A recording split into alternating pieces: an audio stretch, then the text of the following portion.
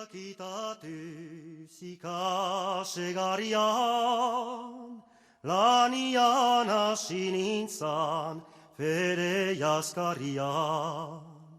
Hainbeste igarranik beste bazterian, ene bihotza bardin egoiten eria. Jean-Louis Davant euskaltzain emeritu eta idazle zuberotarrak Manuel Lekuna saria jasoko du gaur, 10:00 Urrustoi Larrabilen. Davant bera jaio zen herrian. Eusko ikaskuntzak eta laboral kutxak urtero humanitate, kultura, arteak eta gizarte zientzien esparruan eman duten saria da Manuel Lekunaren izena daramana, eta 2016koa Jean-Louis Davanti emango diote euskararen eta euskal kulturaren alde egindako lanagatik. Gaurko saritua ezagutuko dugu, segidan hobeto. Tere Beloki izan berria data, berarekin Urrustoi Larrabilen zuberoan. Eta pozik aurkitu dugu Jean-Louis Davant saria espero ez izan arren. Biztan da euskaltzaindiak proposatua ninduen, eta baietza errana nuen, ez nuen kontatzen, zen lehiakide ospetsuak banituen, eta pentsu nuen universitari bat eman ziotela. Baina pozik nago, bai ez dut naiz faltsukerian eroriko.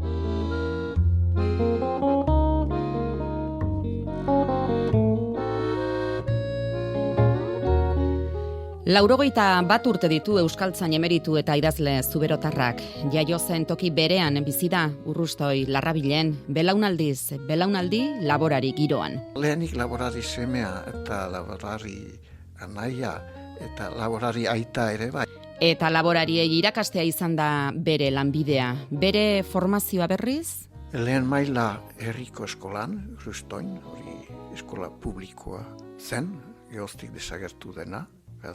Hortik 12 urtetan sartu nintzen, Maulen, Saint-François d'Assise, kolegio eta liceo katolikoan.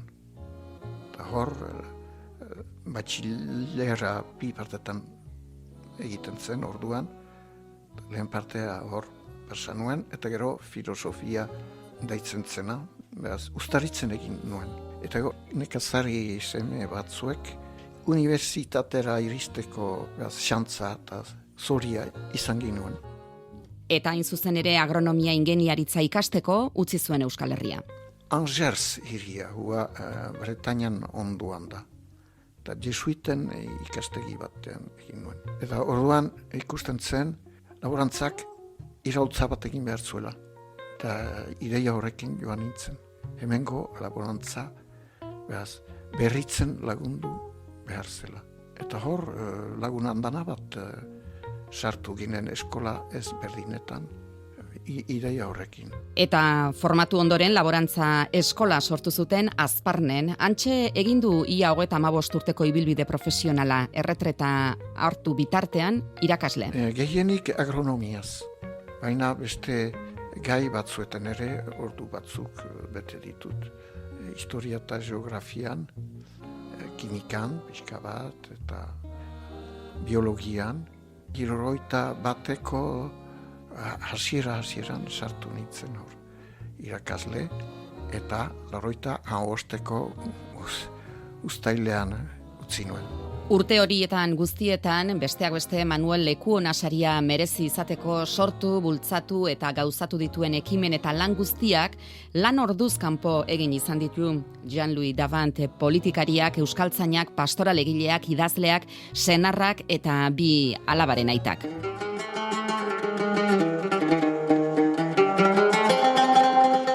Aurrez ordea soldadu egon zen 2 urtez Aljeriako gerran. Ez du argitaratu zarra hango bizipenekin Aljeriaz izeneko liburua. Gerla politik ez da, baina hori izigarrikoa izan zen.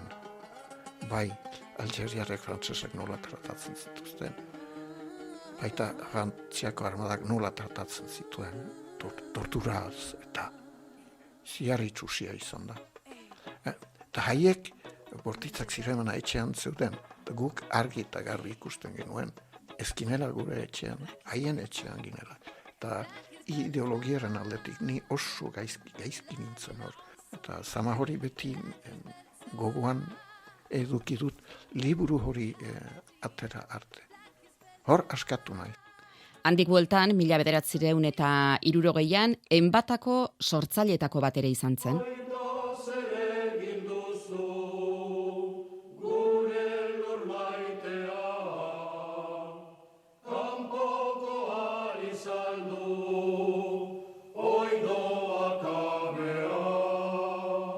Guk ikusten genuen, Euskarak politikaren babesa behar zuela. Da politikariek babesik emaiten ez diotenaz. Geroz, guk zuzenean politikan sartu behar du. Euskal politika bat sortu behar du, eta Euskal mugimendu abertzale bat sortu behar du. Hola hasi ginen. Oso oroitzapen batetik ederrak, baina mingatxak ere baditut. 10 bat 5 urte horietaz. Ehaz sortu arte, eta behaz erraiten aldu Euskal Ezkerraren sortzaileak izan ginela. Gero Euskal Batasuna sortu zen 86an. Hor ere soreran nintzen, baina gero bat nintzen besten artean. Orokorki Franco gaizki hartuak izan ginen, zen norbait lo dagoelaik eta ez narazten duzu, batean ez da botzik gelditzen. Eta orduan batzuek erraitetzen gaut ziguten, bai, zuek ez duzuen nahi guk frantsesaik ez dizagun, hola, zuek jaunak izanen zarete, eta pentsatzazu, holakorik uste zutela. Gero hil mehatxuak ere nik gutunez 4 jaso ditut, behaz oso neke izan zen. Eta bon, etakoak erraitetzen ziguten, ez lehenbizikoek lagunak genituen, gero iparaldekoek ez duzue, potroek ez duzue.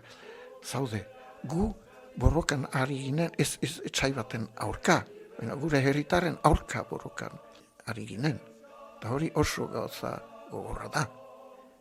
Eta ez da aski potroak izatea, burua behar da lehenik horretan.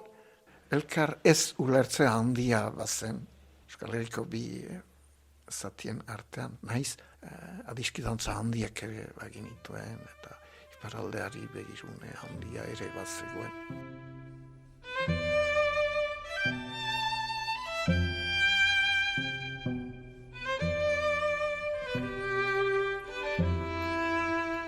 Euskara batua sortzeko lehen saiakeretan parte hartze zuzena izan zuen Jean-Louis Davantek Baionako Euskal Idazkaritza elkarteko kide izanez.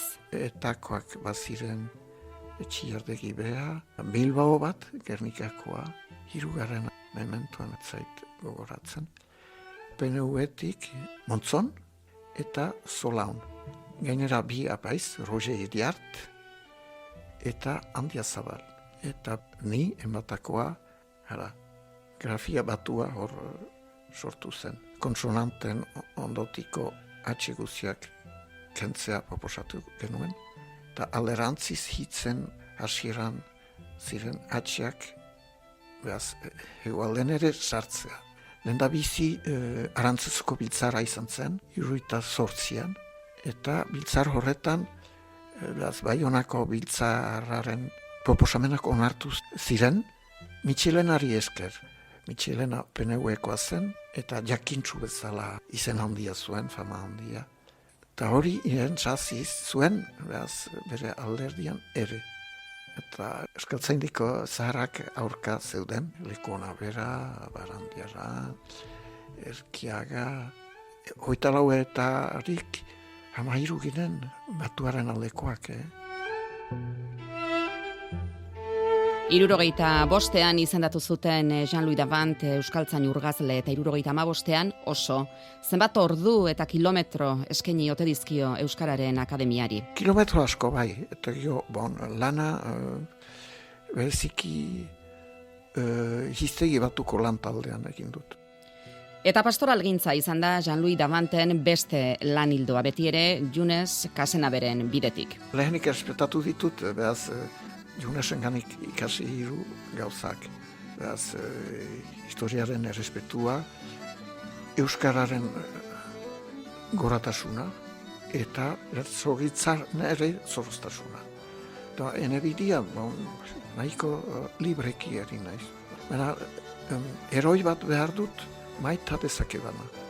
Eta aurkitu izan ditu, 10 pastoral idatzi ditu eta 7 taularatu dituzte. Beraz, Abadio Urustoi, gio Frantziako iraultza denboran, beraz, Euskaldun batzu, bereziki Garat, Ustaritzekoa, Gaztena, batez ere, eta Teresa Cabarrus, Baionako emakumea, gio hirugarrena Agire lehendakaria, gero Zuberoko Makian, beraz, Maki ez ezagun bat sartu nuen, bezala, heroi bezala, mezulari bat. Gero Antxo Handia, Siberoko jauna, hoizen, Zuberoako azken bizkondea, errebeldea. Gero René Cassin, Baionakoa. Beraz, giza eskubideen ageria Ziriburuan idatzi zuen. Gero bat badago taularatuko ez didatena, hori da Aitalande, hori izorratu ninduten. Beste bat, Nafarroako Blanca, eregina baten historia, hori aspaldian idatzia du, jendeak badaki, baina hori inork ez dit eskatzen. Eta gero Abdelkader hori azkenik idatzi dutana, eta agian antzestuko didatena, hausartzen bat dira. Musulman baten bizitzea kontatzen duzu, gaurko Frantziako Errepublikaren eremuan, oso zaila da.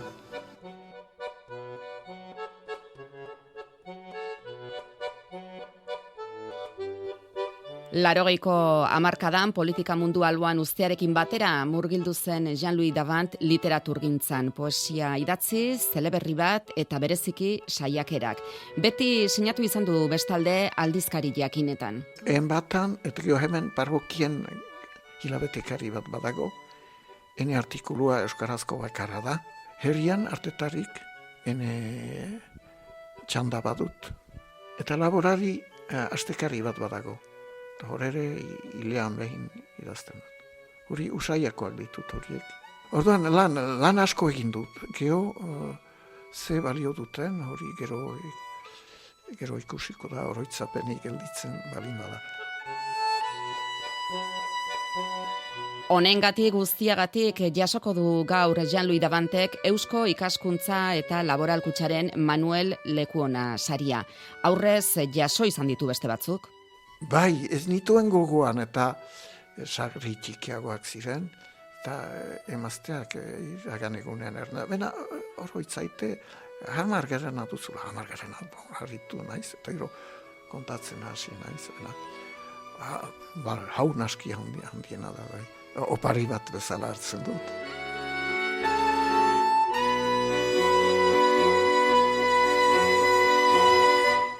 Jean-Louis Davant, Manuel Lekuona, sariduna, orantxe astear behar du gainera, sari jasotze ekitaldi horrek.